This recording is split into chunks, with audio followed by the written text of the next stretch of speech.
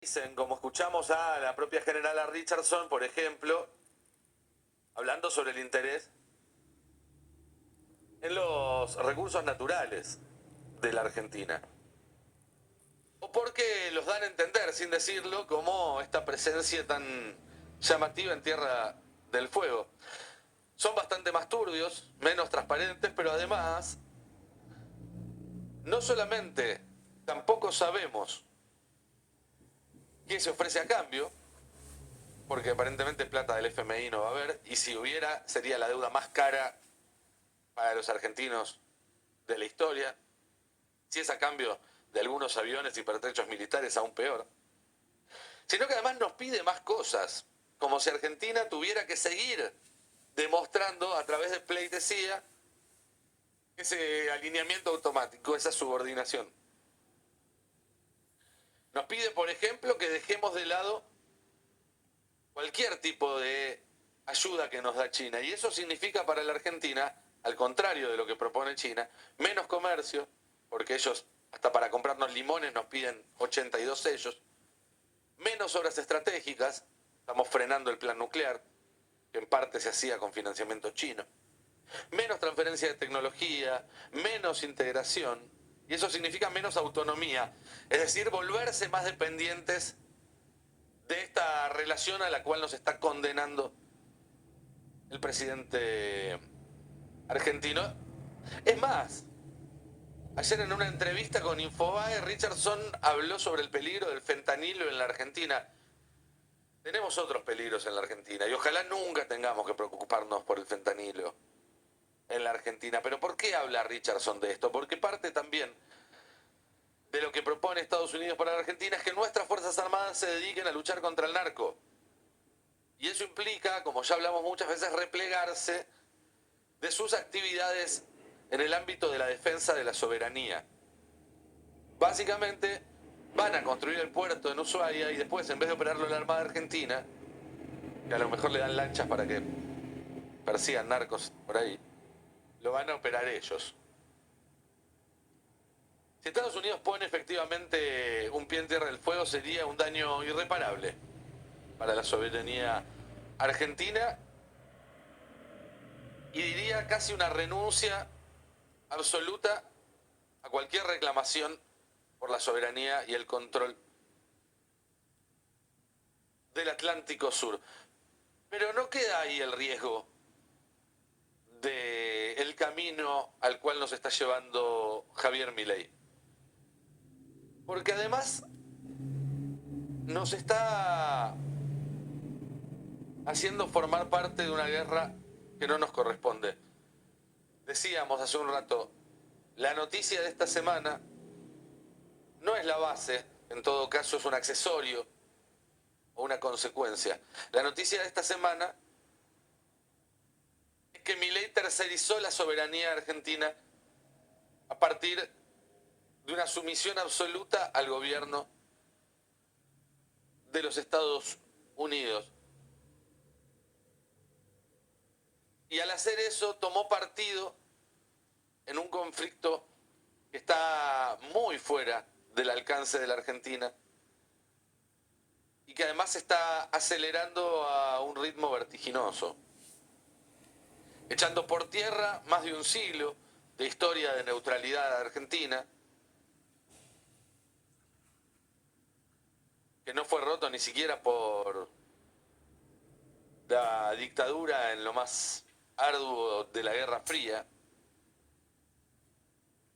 y dejándonos absolutamente vulnerables, insisto, sin decirnos a cambio de qué, sin ganar nada a cambio, al menos no públicamente.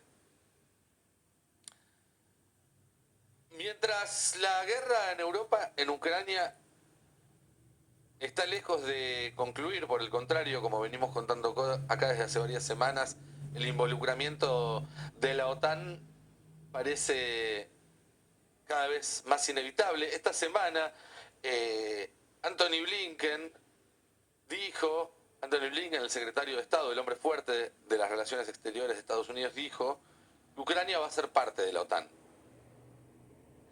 Y también dijo, en un encuentro con sus pares europeos, que la ayuda que está dándole China a Rusia en el marco de la guerra en Ucrania está aumentando a una escala preocupante. Esto fue hace 24 horas.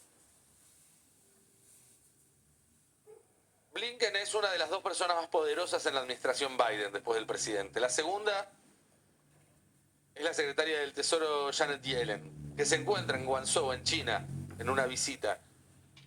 Se reunió con el número 2 de Xi Jinping, con He Lifeng, y en esa reunión, en términos muy similares a los de Blinken, habló sobre consecuencias significativas para China si profundizaba su colaboración con Rusia. Dijimos también que la situación en Medio Oriente es un polvorín y que probablemente en las próximas horas haya ataques directos de Irán a Israel, de Israel probablemente a Irán, y por qué no de Irán a Estados Unidos, a posiciones de Estados Unidos en Medio Oriente, y de Estados Unidos directamente a territorio iraní, algo que hasta ahora no había pasado nunca, era la línea roja que ningún conflicto en Medio Oriente había cruzado.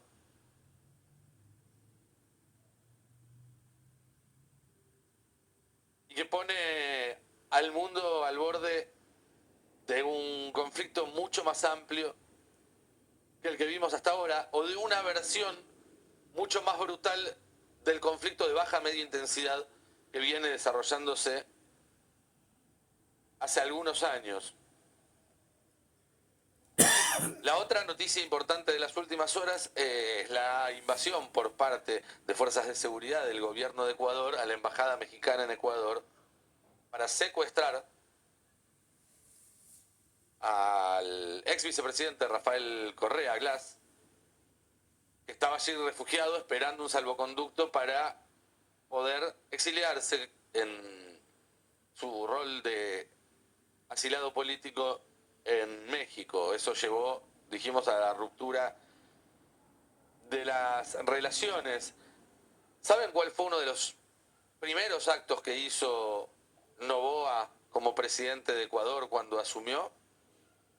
Bueno, firmar un plan de seguridad conjunto con los Estados Unidos. ¿Y saben quién fue la funcionaria encargada de viajar a Ecuador para firmar ese plan? La generala del Comando Sur, Laura Richardson. Argentina entonces está interviniendo sin ningún tipo de ganancia aparente en todos estos conflictos. Lo invitó a Zelensky a la asunción de Milei, le transfirió a las Fuerzas Armadas ucranianas tecnología rusa, anunció el traslado de la embajada argentina en Israel de Tel Aviv a Jerusalén, y acá tenemos antecedentes de cuestiones que tienen que ver con el conflicto en Medio Oriente y que se resolvieron con la vida de argentinos. También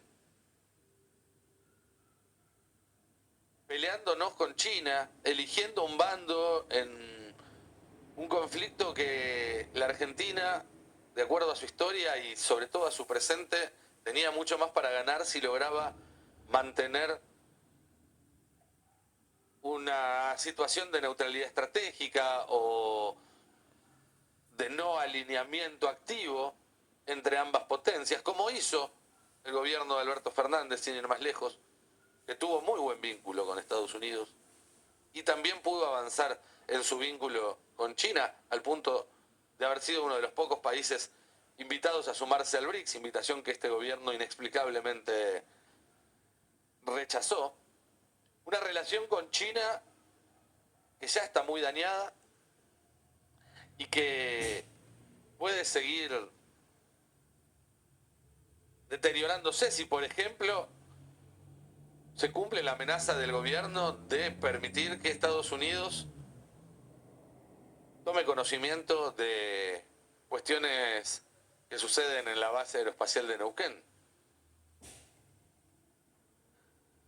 Y no es un detalle menor, porque Argentina, por ejemplo, tiene con China un acuerdo por un swap de monedas que hoy en día sostiene a la macro. Si China decidiera mañana decir que el swap deja de existir, probablemente el dólar se iría 2.000, 3.000, 5.000. Pero no va a pasar eso, porque los chinos ven los procesos en tiempos mucho más largos. No van a despertarse un día y decirte, te saqué el swap. Pero ¿saben qué pasa? Una parte del swap se usó y según el propio acuerdo firmado, al cumplirse 12 meses de que se utiliza un tramo del swap, se tiene que saldar esa deuda o por lo menos renegociarla. Eso va a suceder en junio. Y hay que ver ahí qué dicen los chinos cuando vayas en junio a decirle, che, te debo 5.000 millones, no sé si los tengo. ¿O qué pasa si se profundiza algo que ya está pasando, que es que China empieza a darle a Brasil cupos en el comercio de oleaginosas, sobre todo de soja, que eran de productores argentinos? ¿Hay otros mercados que puedan absorber la demanda china? Bueno, podría haberlos, pero ¿cuáles son? ¿Los países árabes con los que te estás peleando por respaldar absolutamente a Israel? ¿O América Latina, con quien te estás peleando? México, Colombia, Brasil, porque según vos son todos comunistas con los que no hay que negociar. ¿A quién le vamos a vender esa soja? Bueno, son preguntas que habría que empezar a contestar si tuviéramos un equipo diplomático profesional en el gobierno, cosa que no pasa. Entre paréntesis, no sé si notaron que hubo un ausente en el galpón la madrugada del viernes. Fue Diana Mondino. Claro, a Mondino la dejan hacer lío en otros temas, pero en los que les importa, como la relación con Estados Unidos, la corren porque saben que no sirve para nada.